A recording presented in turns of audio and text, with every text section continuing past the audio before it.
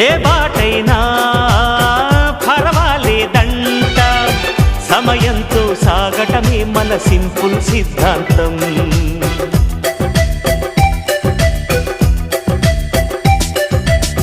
చిరుగాలికి పరిమళమిచ్చే సిరిమల్లెల వనమై ఉందాం, గగనాన్ని నేలను కలిపే హరివిల్లుల వంతెన అవుదాం.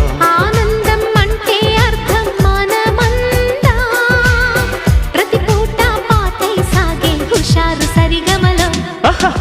ఎన్నో ఎన్నో రాగాలుండే సంగీతం కాదా, చల్లకి నవ్వుల కేరింత.